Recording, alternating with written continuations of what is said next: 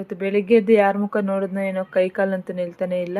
ಪ್ರಾಪ್ತಿ ಸ್ಕೂಲಲ್ಲಿ ಡ್ಯಾನ್ಸ್ ಇದೆ ಅಂತ ಹೇಳ್ಬಿಟ್ಟು ಅವಳಿಗೆ ದುರ್ಗಾದೇವಿ ಥರ ರೆಡಿಯಾಗಿ ಬಾ ಅಂತ ಹೇಳಿದ್ರು. ಇನ್ನು ಅವನ್ನೆಲ್ಲ ರೆಡಿ ಮಾಡಿಬಿಟ್ಟು ಇದ್ರದ್ದು ಫುಲ್ ವೀಡಿಯೋ ನಾನು ಯೂಟ್ಯೂಬಲ್ಲಿ ಅಪ್ಲೋಡ್ ಮಾಡಿದ್ದೀನಿ. ಲಿಂಕ್ ಹೈಲೈಟ್ಸಲ್ಲಿ ಇರುತ್ತೆ, ಒಂದ್ಸರಿ ಚೆಕ್ ಮಾಡಿ ಪ್ಲೀಸ್ ಎಲ್ಲರೂ ನೋಡಿ. ಹಾಗೆ ಇವತ್ತು ನವರಾತ್ರಿ 6ನೇ ದಿನ. ನಮ್ಮ ದುರ್ಗಾದೇವಿನ ರೆಡಿ ಮಾಡೋಕ್ಕೆ ನನಗೆ ಟೈಮ್ ಆಗೋಯ್ತು. ಇವತ್ತು ಪೂಜೆನೂ ಕೂಡ ಫುಲ್ ಸಿಂಪಲ್ಲಾಗೇ ಮಾಡಿದ್ದೀನಿ. ನೈವೇದ್ಯ ಕೂಡ ಏನು ಮಾಡೋಕ್ಕಾಗಿಲ್ಲ. ಹಾಗೆ ಇವತ್ತೇ ಎಕ್ಸಾಮ್ ಎಲ್ಲ ಮುಗ್ದಿರೋದ್ರಿಂದ ನಾವು ಇವತ್ತೇ ಊರಿಗೆ ಹೋಗ್ತಾ ಇದ್ವಿ. ಇನ್ನು ಊರಿಗೆ ಹೋಗಕ್ಕೆ ಮುಂಚೆ ನಂದೊಂದು ಸ್ವಲ್ಪ ಪ್ರಿಪ್ರೇಷನ್ ಎಲ್ಲ ಇರುತ್ತಲ್ಲ, ಹಾಗಾಗಿ ಇವತ್ತು ಕೈಕಾಲು ನಿಲ್ತಲ್ಲ, ಅಷ್ಟು ಕೆಲಸ ಆಗಿಬಿಟ್ಟಿದೆ. ಪ್ರಾಪ್ತಿನೆಲ್ಲ ರೆಡಿ ಮಾಡಿ ಸ್ಕೂಲಿಗೆ ಬಿಟ್ಟು ಬಂದು ಯೂನಿಫಾರ್ಮು ಸ್ಕೂಲ್ ಬ್ಯಾಗ್ಸ್ ಎಲ್ಲ ವಾಶ್ ಮಾಡಿ ಅದನ್ನೆಲ್ಲ ಹಾಕಿ ಮತ್ತೆ ಪ್ರಾಪ್ತಿ ಅಷ್ಟರಲ್ಲಿ ಸ್ಕೂಲಿಂದ ಬಂದಳು. ಇನ್ನು ಅವಳಿಗೆ ರೆಂಟಿಗೆ ತಂದಿರೋ ಡ್ರೆಸ್ಸನ್ನೆಲ್ಲ ಮತ್ತೆ ವಾಪಸ್ ಕಳಿಸಿ ಅಷ್ಟರಲ್ಲಿ ಬಟ್ಟೆ ಎಲ್ಲ ಒಣಗ್ತು. ಮತ್ತೆ ಬಟ್ಟೆ ಎಲ್ಲ ತೊಗೊಂಡು ಬಂದು ಅವನ್ನೆಲ್ಲ ಮಡಚಿಟ್ಟು ಮಕ್ಕಳು ಯೂನಿಫಾರ್ಮ್ ಎಲ್ಲ ಒಂದು ಸಪ್ರೇಟ್ ಬಾಸ್ಕೆಟಲ್ಲಿ ಹಾಕಿಡ್ತಾ ಇದ್ದೀನಿ. ಇನ್ನೊಂದು 15 ಡೇಸ್ ಅದೇನು ಕೆಲಸ ಇಲ್ಲ ಅಂತೇಳಿ.